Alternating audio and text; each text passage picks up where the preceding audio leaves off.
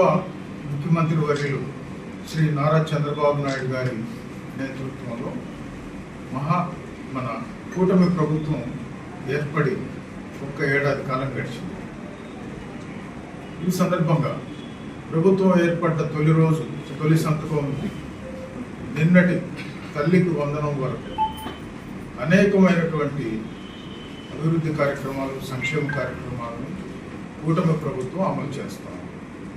ఇవన్నీ జరిగే పనులేనా అని చెప్పి ఏళ్లను చేసినటువంటి వారికి దీటుగా తన అభివృద్ధి పనులతోనూ అమలవుతున్నటువంటి సంక్షేమంతోనూ సమాధానం చెప్పారు గౌరవ ముఖ్యమంత్రి చంద్రబాబు నాయుడు గారు. అంతేకాకుండా మరి ముఖ్యంగా మనం చూసినట్టయితే ఈ ప్రభుత్వం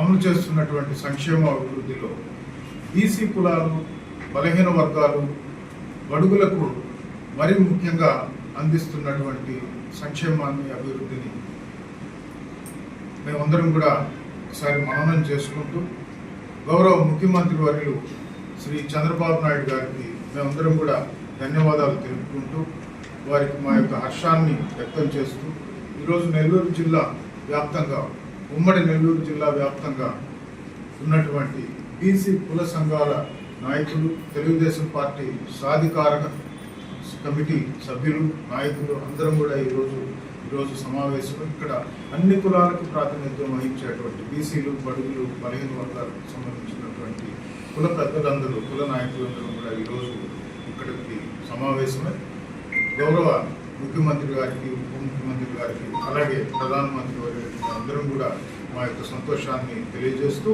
వారు అమలు చేస్తున్నటువంటి కొన్ని ముఖ్యమైనటువంటి కార్యక్రమాలని మేము మననం చేసుకుంటూ మీ ద్వారా ఈరోజు ప్రజలకు కూడా తెలియజేస్తున్నాం. మీరు చూసినట్టయితే గత ప్రభుత్వం పడిపోయే నాటికి సుమారు 30,000 కోట్ల రూపాయలను అప్పుగా బకాయిలు పెట్టి ఆ ప్రభుత్వం నిష్క్రమించింది. ఇంతటి లోటును కూడా పూరించుకుంటూ వారికి ఉండేటువంటి అనుభవం, ఆయనకు ఉండేటువంటి విజన్తో ప్రతి హామీని, ఆయన ఇచ్చినటువంటి ప్రతి హామీని బాబు గ్యారంటీ, షూరిటీతో నుండి మనం తీసుకుంటే సూపర్ 6 పథకం అమలవుతున్న తీరు మనం గమనిస్తే ఇందులో ప్రధానంగా సామాజిక పెన్షన్లు కానివ్వండి, అట్లనే తల్లికి వందనం కానివ్వండి, ఈ స్కీముల్లో ప్రధానంగా లబ్ధి పొందుతున్నటువంటిది బీసీ కులాలు, బలహీన వర్గాలకు సంబంధించినటువంటి ప్రజలు. 2 కళ్ళుగా జోడించి తీసుకుంటూ సూపర్ 6 అమలే లక్ష్యంగా కూటమి ప్రభుత్వం సూపర్ 6గా ఈ ఏడాది పాలనను గడిచింది. బీసీలు, బడుగులు, బలహీన వర్గాల పెన్నిదిగా చంద్రన్నని ఈరోజు మేము కొనియాడుతూ వారు ఇదే విధంగా తన యొక్క పరిపాలన రాబోయే 4 ఏళ్లలో, ఆ పైన రాబోయేటువంటి సంవత్సరాల్లో కూడా బీసీలకు వెన్నుదన్నుగా నిలవాలని మేము కోరుకుంటున్నాం. ఈ ప్రభుత్వం బీసీలకు కూడు, గూడు, నీడ, ఆదరణ, ఉపాధి, విద్య, వైద్యం అందించడంలో ఒక లక్ష్యంగా తీసుకొని ముందుకు పోతుందని చెప్పి కూడా ఈరోజు మీ ద్వారా తెలియజేస్తున్నాను.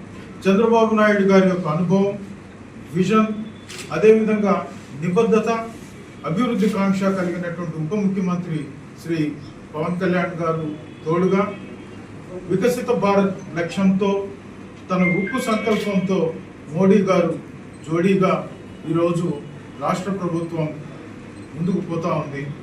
మరీ ముఖ్యంగా బీసీలు, బలహీన వర్గాలు, అణగారినటువంటి వర్గాలకు వెన్నుదన్నుగా ఉంటుంది.